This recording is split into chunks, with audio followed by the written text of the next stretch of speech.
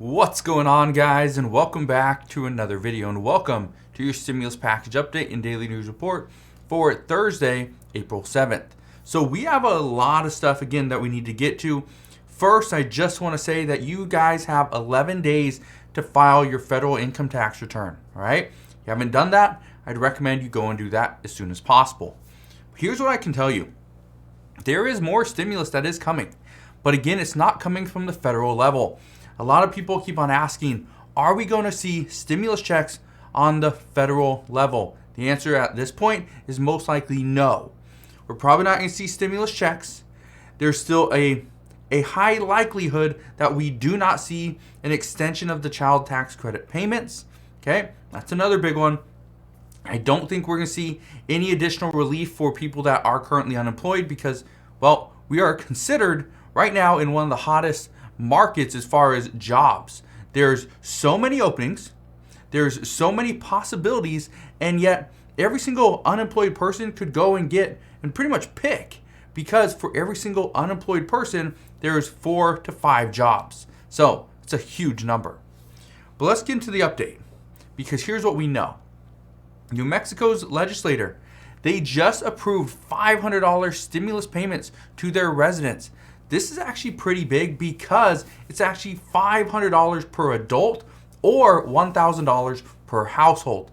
Now, the purpose of these payments, these $500 payments or $1,000 per household, is to overcome the steep price increases of food and fuel.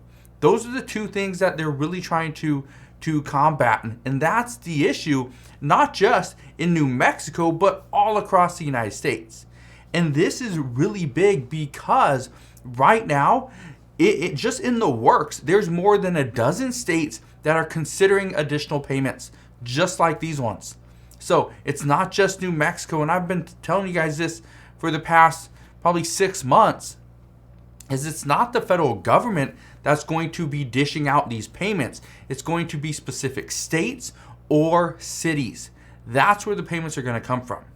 Now, gas prices have surged. We know that. Food prices have gone up. That's obvious. And lawmakers have been saying for months that we have to address this situation before it gets worse. Well, according to experts, it has got worse. And this additional assistance and relief is desperately needed. So, at this time, what we are hearing is that multiple states and cities are considering something very similar. It could be $500 payments, it could be $250, it could simply be a tax credit, but they're saying they have to do something. So, we will see, and as always, I will bring you those updates as soon as we get them. But here's something else that's going on. We are now starting to see an increase of proposals for guaranteed income programs. Now, I've been talking about guaranteed income for quite some time, and a lot of people say that this just isn't needed. We don't need guaranteed income programs. But some cities, counties, and states say that no, this is a very good thing because this gets people back on a more of an even playing field.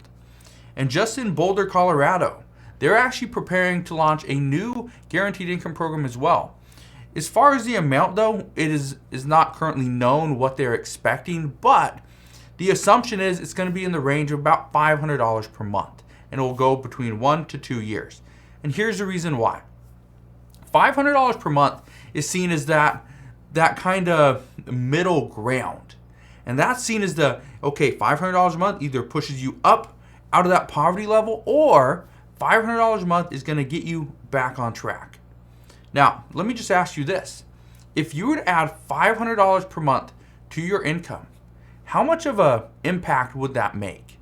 Could you pay for the entire month of your mortgage or rent? Could you slowly get out of debt? Could you save a little bit of money or make sure you always have food on the table? Let me know what would $500 a month do for you. But in Ann Arbor, Michigan, they actually just approved a guaranteed income program for 100 low-income families. This actually will be for $500 per month. Again, that is the new magic number, is $500 per month. 2 to 3 years ago, the magic number was $250 to $300 per month. Now, $500. That's how much inflation has impacted us. We also know in Palm Springs, California, they're planning to develop a guaranteed income program, but for transgender and non-binary residents. Their plan is actually to provide between $600 and $900 per month. This will go out to 20 people that meet that requirement. Now, here's the interesting thing, and I'm not gonna really talk about Palm Springs, but in general, a lot of cities, a lot of counties are considering different proposals like this to target specific groups. And I think that's incredible because there are certain groups. And a transgender group, that's one that obviously has been getting a lot of attention lately, which is great. So I think it's incredible that some of these cities are putting together these programs to provide for specific groups. And they're targeting these different groups all across the United States. So I think this is interesting where this is going, but that's kind of what we're expecting is, okay, you don't, maybe voters don't want to see a city, county, or state, pass certain legislation to provide stimulus payments to their residents. But if you throw in something like, well, we're going to provide to the lowest income earners, 100 single mothers, transgender residents, right? And you go and pinpoint these specific pockets throughout the United States, what happens is voters are going to be like, well, I can't vote against that, right? That's something that we have to support. And so that's kind of what's going on right now. But again, we're going to see what happens as we move forward. But here's another story that I was reading just the other day, and I thought this was very interesting, is there's a lot of work from home issues. Now, some of the issues are as simple as, well, the employee is at home, they say they're working, but are they really working? Well, here's the other issue. Many workers are now saying that working from home is costing them even more than they originally expected. Now, many employers, and I addressed this back in the beginning of the pandemic, many employers were going to be paying less money to people that stayed home.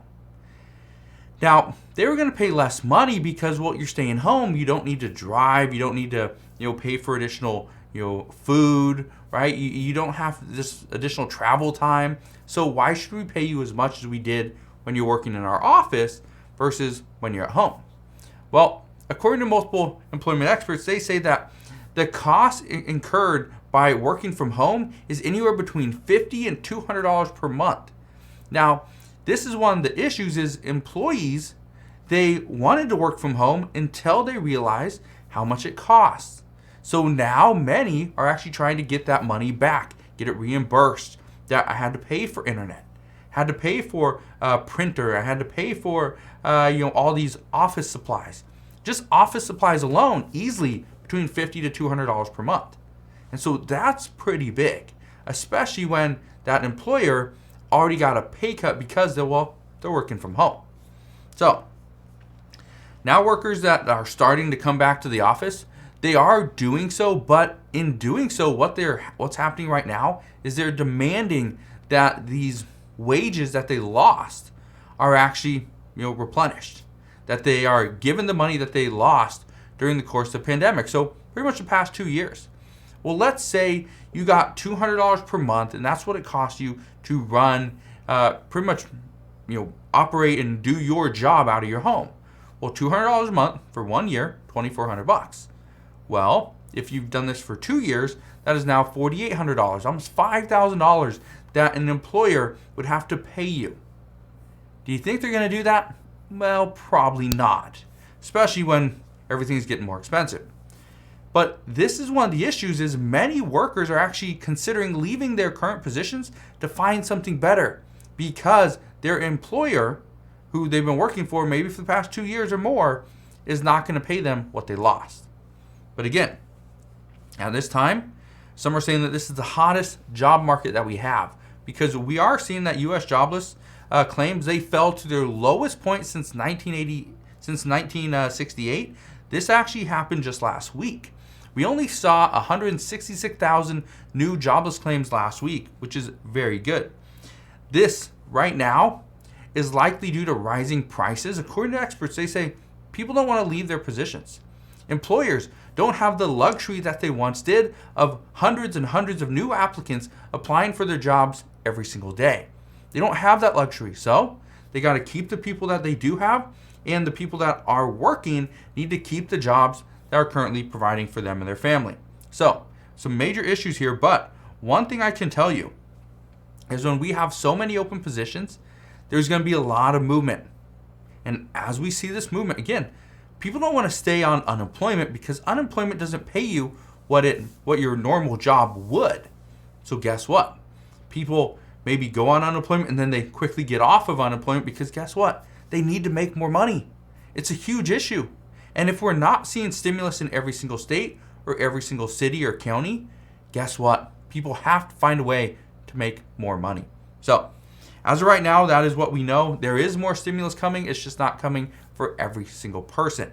So make sure you stick around. Make sure you go and watch more of my videos. Also, consider subscribing so you never miss an update.